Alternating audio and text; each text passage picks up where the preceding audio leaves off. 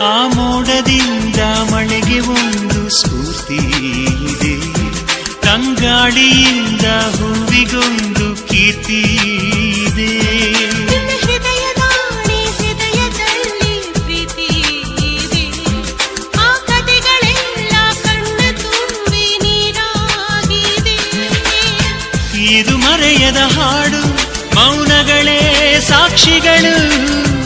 ಇದು ಮುಗಿಯದ ನೆನಪು, ವಿರಹಗಳೇ ಗುರುತುಗಳು. ಇದು ಮರೆಯದ ಹಾಡು, ಮೌನಗಳೇ ಸಾಕ್ಷಿಗಳು.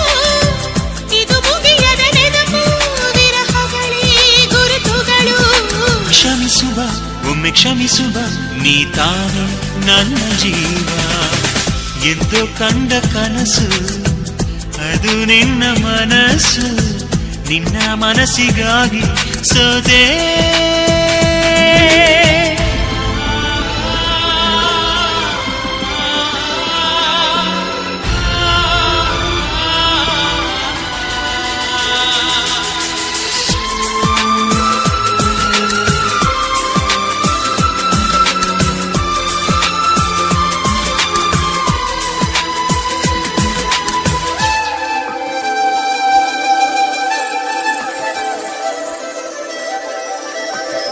Friends, welcome back to Shweta Sharath YouTube channel. ಇದೆಲ್ಲ ನೋಡಿದ್ರಲ್ಲ, ಇದಾಗಿತ್ತು ಇವತ್ತಿನ ವ್ಲಾಗ್. ಬನ್ನಿ ಗಾಯ್ಸ್, ಇವಾಗ ಚಿಕನ್ ಮಾಡೋಣ. ನೋಡಿ, ಚಿಕನ್ ಮಾಡೋಕ್ಕೆ ಅಂತೆಲ್ಲ ರೆಡಿ ಮಾಡ್ಕೋತಾ ಇದ್ದೀವಿ. ಪ್ಲೀಸ್ ಇಷ್ಟ ಆದರೆ ಫಾಲೋ ಮಾಡಿ, ಸಬ್ಸ್ಕ್ರೈಬ್ ಮಾಡ್ಕೊಳ್ಳಿ, ಪಕ್ಕದಲ್ಲಿರುವಂಥ ಬೆಲ್ ಬಟನ್ನ ಕ್ಲಿಕ್ ಮಾಡಿ.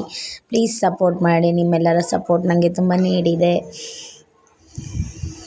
ಇದ್ರದ್ದು ಆಡಿಯೋ ಹಂಗೆ ಕಂಟಿನ್ಯೂ ಮಾಡಬೇಕು ಅಂತ ಅಂದ್ಕೊಂಡೆ ಫ್ರೆಂಡ್ಸ್, ಬಟ್ ಅದು ಆಡಿಯೋ ಕಂಟಿನ್ಯೂ ಮಾಡೋಕ್ಕಾಗಿಲ್ಲ. ಸೊ ಅದಕ್ಕೋಸ್ಕರ ಅಂತ ವಾಯ್ಸ್ ಕೊಡ್ತಾಯಿದ್ದೀನಿ. ನೆನ್ನೆನೂ ಹೇಳಿದ್ನಲ್ಲ, ಸೇಮ್ ಅದೇ ಥರ ಆಗಿದೆ.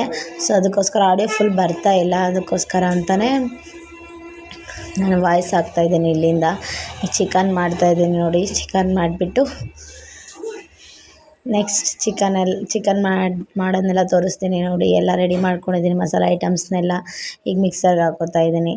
ಮಿಕ್ಸರ್ಗೆ ಹಾಕೊಂಡಾದಮೇಲೆ ಚಿಕನ್ ಫಿನಿಶ್ ಆಗುತ್ತೆ. ಎಲ್ಲ ಬೇಯಿಸಿದೆ ಮೊದಲೇ. ಈಗ ಮಸಾಲೆ ಎಲ್ಲ ರುಬ್ಬಿ ಹಾಕ್ಕೊಂಡು ನೋಡಿ ಫ್ರೆಂಡ್ಸ್ ಹೇಗೆ ಮಾಡ್ತಿದ್ದೀನಿ ಅಂತ. ಚಿಕನ್ ಯಾವ ಥರ ಮಾಡಿದೆ ಅಂತ ಏನಾದರೂ ನಿಮಗೆ ರೆಸಿಪಿದು ಡೀಟೇಲ್ಸ್ ಬೇಕಿದ್ದರೆ ಕಮೆಂಟಲ್ಲಿ ಕಮೆಂಟ್ ಅಂತ ಹಾಕಿ, ನಾನು ರೆಸಿಪಿ ಡೀಟೇಲ್ಸ್ ಕೊಡ್ತೀನಿ. ಓಕೆನಾ? Okay, bye. See you the next vlog.